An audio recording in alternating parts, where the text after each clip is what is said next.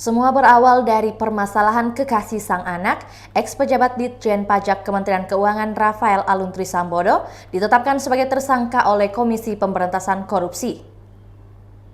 Rafael disangka atas kasus dugaan penerimaan gratifikasi berupa uang dalam rentang waktu 12 tahun sejak tahun 2011 hingga 2023. Kepala Bagian Pemberitaan KPK Ali Fikri di Gedung Merah Putih KPK belum mau merincikan terkait alokasi dari gratifikasi yang diterima oleh ayah Mario Dandisatrio. Beberapa hari sebelumnya, KPK juga sudah menggeledah rumah Rafael dan mengamankan barang bukti. Terbongkarnya kejanggalan kekayaan Rafael bermula dari kasus penganiayaan yang dilakukan anaknya Mario Dandisatrio pada anak pengurus GP Ansor David Ozora. Rafael terseret setelah anaknya itu diketahui sering memamerkan harta kekayaan orang tuanya berupa mobil Jeep Rubicon dan motor gede Harley Davidson. Berdasarkan laporan harta kekayaan pejabat negara yang dilaporkan ke KPK, Rafael mengaku memiliki harta sejumlah 56,7 miliar rupiah. Nilai itu dianggap janggal oleh publik karena profil jabatan Rafael yang hanya sebagai pejabat eselon 3 di Kementerian Keuangan. Dari situ, KPK turun tangan, memeriksa dengan meminta klarifikasi mengenai harta kekayaannya itu. Ditambah munculnya laporan dari PPATK soal hasil analisa transaksi janggal Rafael yang dinilai mutasinya mencapai 500 miliar rupiah. Rafael diduga melakukan pencucian uang dengan modus menggunakan banyak nama dalam transaksi keuangan. Selain itu, PPATK menyebut adanya jaringan pencuci uang profesional di belakang Rafael.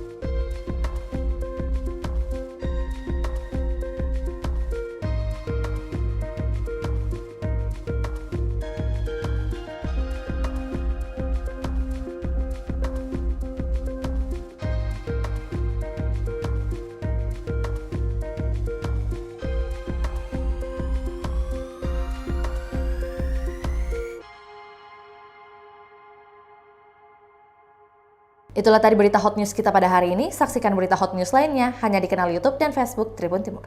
Terima kasih sudah nonton. Jangan lupa like, subscribe, dan share ya.